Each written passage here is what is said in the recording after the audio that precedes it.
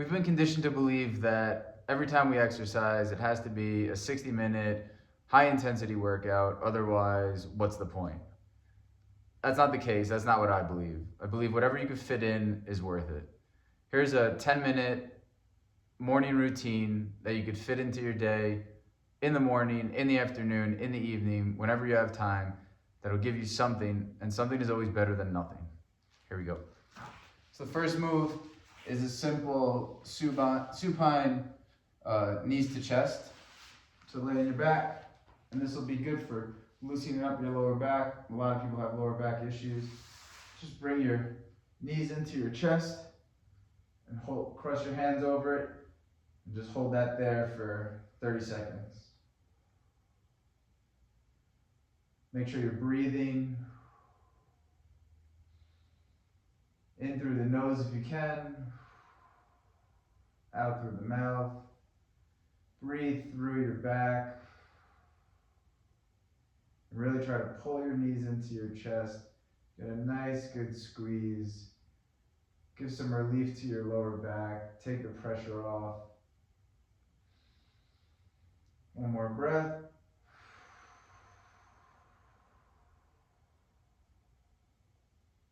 It's really just a nice way, especially if you're going to do this in the morning, to start your day, to really get your back loosened up and give it some relief. The next move is a sciatic floss. So again, you're going to be working kind of your lower back and your legs. So you're going to lay down, bring one knee up, keep the other leg straight, and slowly come up. You're going to keep this leg here. Keep it just to the point where it doesn't have to bend. So if that's down here, that's fine. If it's here, wherever it is, but you want your knee to be straight. And then you want to pull your toes in towards your chest, dorsiflexion, and then press them out. You want to do that 5 times. In towards your chest, and out. You'll also feel it in your hip flexor. Be a good way to wake up your hip flexor. That's 4. Remember to breathe. Bring your leg down, switch sides. Bring your other leg up. Again, just to the point where your knee doesn't have to bend, so your leg can stay straight. Pull your toes in towards your chest. Breathe out. Point your toes, breathe in. Breathe out. Breathe in. Breathe out. If you can bring your leg a little bit higher, go for it. Again, you're going to feel this in your hip flexor. You might even feel your core working to keep your leg up there. It's a good, gentle movement that can wake everything up for you. I think that's 5. And down. Staying on your back, keep one leg straight, bring the other leg up, put your arms out to the side like this, and then you're going to gently just allow this bent leg to roll over and give your lumbar a bit of a stretch. Bring this hand over, just rest it on there, don't pull it, but just rest it on that leg to give it a little bit more. You want to hold this position for 30 seconds. You want to keep your opposite shoulder, so in this case my right shoulder, down on the ground.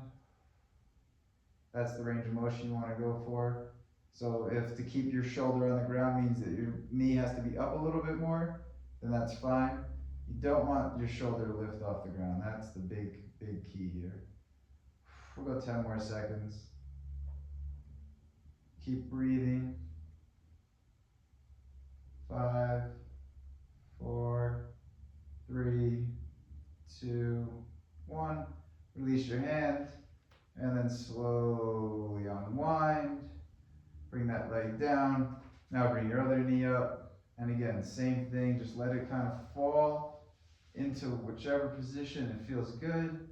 So for me, on this side I have less of a range of motion, so you can't see, but my knee's actually not touching the ground on this side, because that's what it requires for me to be able to keep my left shoulder on the ground.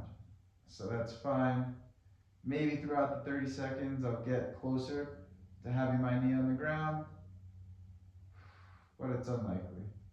And that's okay. Again, remember, have this hand just resting on that knee to force the range of motion a little bit. We're not pulling it though. We're just putting a little bit of weight. We're making sure that we're breathing.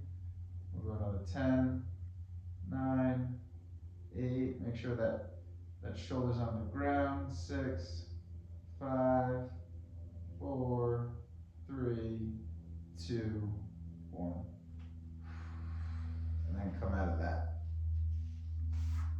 From there, we'll go into a nice, simple, happy baby. So you stay on the ground, bring your feet up, and then reach for the outside of your feet. I'll turn this way so you can see a little better.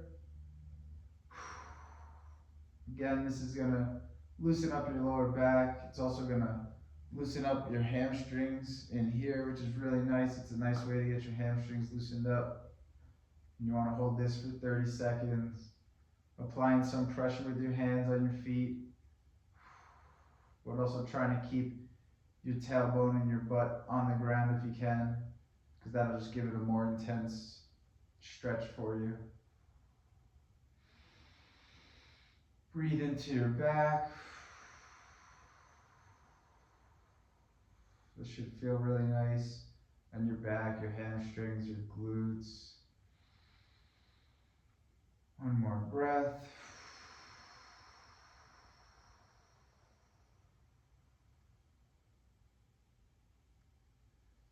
And release that gently.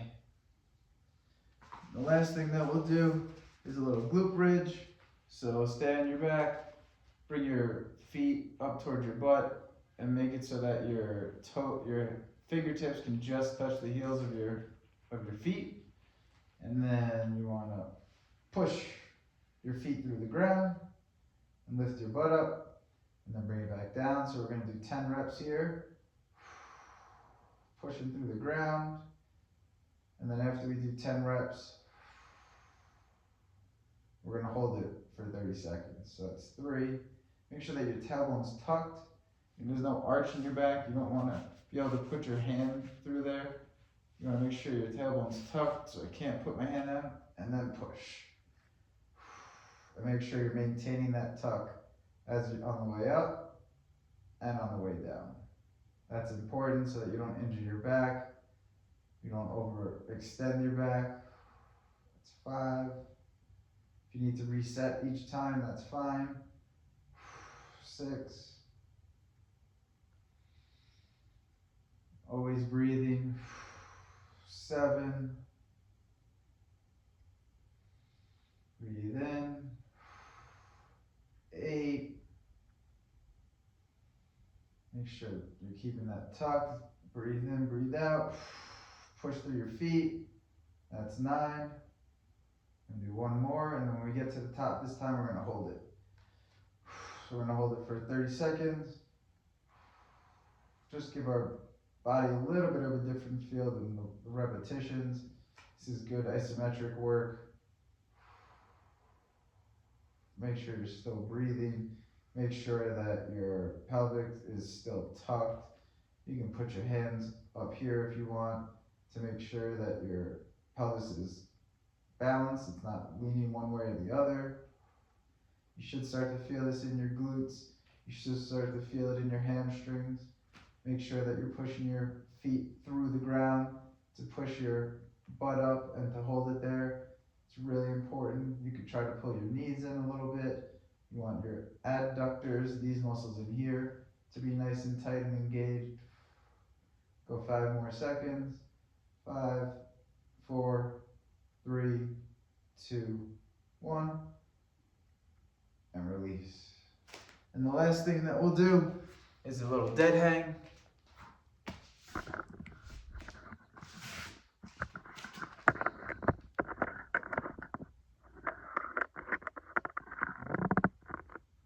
So dead hang is really good for grip strength. It's really good for your shoulders, for the shoulder mobility. It's a good way to just decompress your whole body. So we'll go for 30 seconds here. You can go up to 60 seconds, which is what I like to do, but we'll do 30 seconds right now.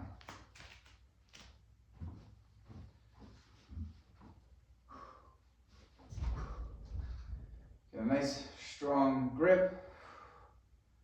Lock your core in.